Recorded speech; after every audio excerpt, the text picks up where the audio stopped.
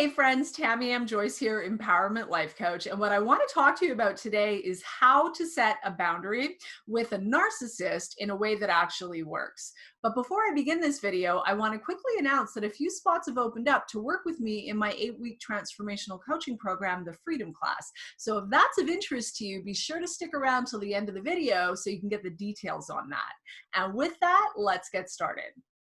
For the best advice on how to heal and recover from codependency and narcissistic abuse, subscribe to my channel and hit that bell to be sure to be notified when I post new videos throughout the week. So let's talk about how to set boundaries in a way that actually works with a narcissist. Now, first and foremost, we have to realize that when we're talking about a narcissist, these are never black or white issues. Destructive narcissism is actually a spectrum, a sliding scale. So we may be attempting to communicate or set limits and boundaries with someone who is very high spectrum, who lands very high on the spectrum of destructive narcissism. Or we might be attempting to set limits and boundaries with someone who is not so high spectrum, but more, has some troublesome, problematic, really irritating, maybe even frustrating narcissistic traits and tendencies, right? Big difference. So the reason I mention this is the technique that I'm about to share with you, this boundary setting form of communication that I'm about to share with you, is very powerful and very effective, but I'd really like you to use it if and only if you're communicating with someone whom you feel safe enough to be a little bit vulnerable with. If you're feeling safe enough to expose yourself a little bit in terms of your feelings and vulnerability, if and only if you're feeling safe enough to do that, then go ahead, use this technique. You'll want to practice it a little bit before you actually implement it with the individual who's, causing you some problems or frustrations in your life. Do a little practice beforehand, but if you're feeling safe enough to share your feelings a little bit, you may find that this will be an absolute game changer for you, okay? So we're gonna start out by using supportive statements. So statements that clearly communicate the importance of the relationship for you. So for example, let's say for the purpose of this conversation, we're talking to John today, right? So a supportive statement will sound like this. John, you mean the world to me. John, I care about you so much. John, your feelings and comfort really matter to me. John, this relationship is really important to me. John, you're always going to be an important person in my life. So any supportive statement that's genuine, I mean, you don't want to say these things if they aren't true, if you don't actually feel them. So you want to be coming from a genuine heart space. But this sort of supportive statement, starting off the communication in this fashion with a supportive statement, does a number of things. First and foremost, if we're dealing with anyone who lands anywhere on the spectrum of destructive narcissism, we're dealing with someone who, in spite of all exterior appearances, under the surface is fundamentally very insecure, very fear-based, very self-absorbed, and often quite defensive, right? Even when they need not be. So by starting off with this type of supportive statement, we're disarming them right away.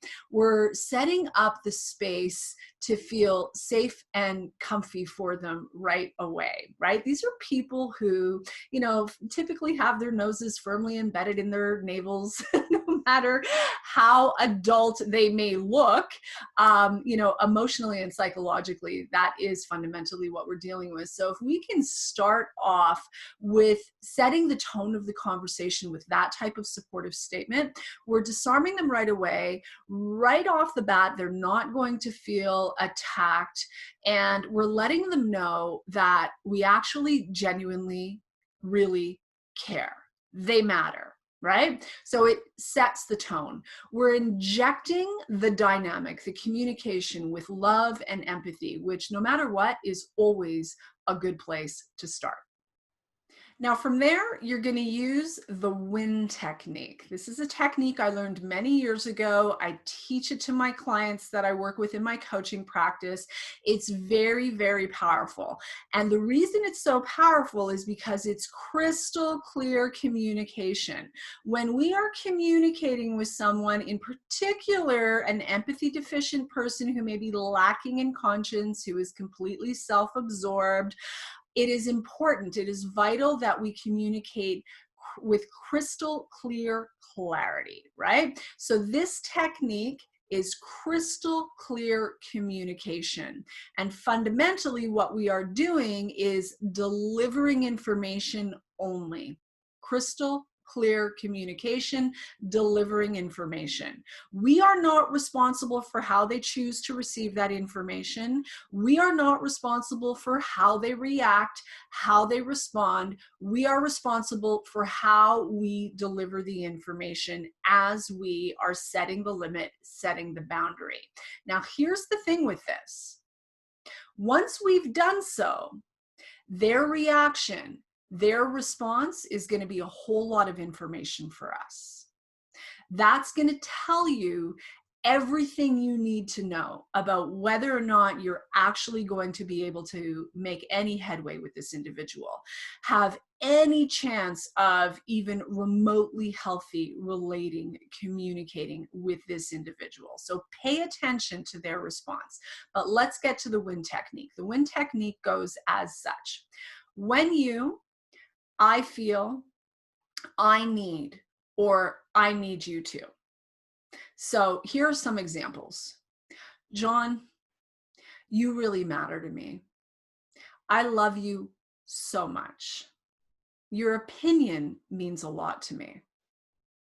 When you criticize me in front of others, I feel really hurt, rejected, and ashamed. I need you to stop doing that. Silence. Crystal clear communication. Here's another example. John, I love you so much, and this relationship means a lot to me.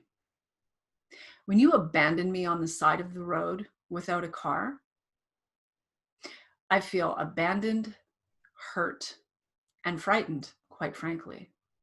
I need you to never do that again. Silence. Another example.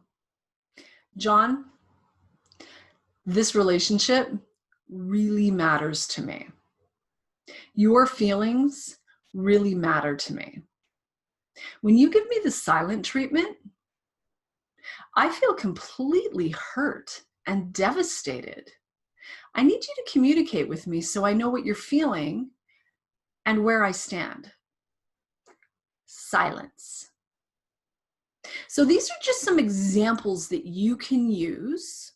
Fill in the blanks with what's appropriate for you given your situation. Come from a genuine, sincere heart space. Do your best to be succinct, crystal clear communication. Breathe. Hold on to yourself. Deliver the information and then shut the hell up. Silence. Let the information land and pay attention. Tell yourself the truth about the reaction or the response. You deliver information, how they react, how they respond is going to be a whole lot of information for you. And then you can make your decisions accordingly. Now, certainly, if you've never communicated in this fashion before, it's going to be a little tricky at first. It's not easy. It's like developing muscle when you first go to the gym, right? It can be awkward and painful and uncomfortable. So I highly recommend that you take some time to practice in the mirror, in your journal, with a friend, with a safe person. Practice using this communication technique to set limits and boundaries with the difficult people in your life, filling in the blanks with what is most appropriate for you and your particular situation, and most importantly, practicing end and silence. Say what you need to say, super clear, super succinct, and then get comfortable with the uncomfortable silence. Tell yourself the truth about what's coming back at you and make your decisions accordingly. If you're dealing with someone who has any capacity to be genuinely loving and respectful with regards to your wants, your needs, your preferences, your well-being, when you communicate in that fashion, and it might take a few times, it might not happen overnight. It might take a few times, but when you communicate in that fashion, you're not attacking, you're simply delivering information calmly, lovingly, with empathy, with clarity, and you're not going on and on. You deliver the information and then silence. If you're dealing with someone who has any capacity to have a loving, reasonably healthy, reasonably respectful relationship with you, that's going to be obvious by virtue of how they respond or how they react. If you're dealing with someone who does not have the capacity, now or ever, to be loving, compassionate, reasonably respectful of you, your wants, your needs, etc., it's going to be very obvious. Again, this is a spectrum, right? These are not black or white issues. So by virtue of using this boundary setting technique, this tool, you're going to learn a lot about who and what it is that you're dealing with. And again, your job is to tell yourself the truth. My friends, I hope you got some value out of that today. If you liked what you heard, be sure to like, comment, and subscribe. Share it with your friends if you think that this would be helpful for them. And as I mentioned at the top of the video, I have some space available in my 8-week transformational coaching program, the Freedom Class. So if that's of interest to you, be sure to check out the links in the description below for all of the details on how you can apply to see if you qualify to work with me in my 8-week transformational coaching program. And with that, I'm going to call it a wrap. As always, I'm going to leave you with this. Know your value. Know your value and unlock your freedom. Much love. Bye for now.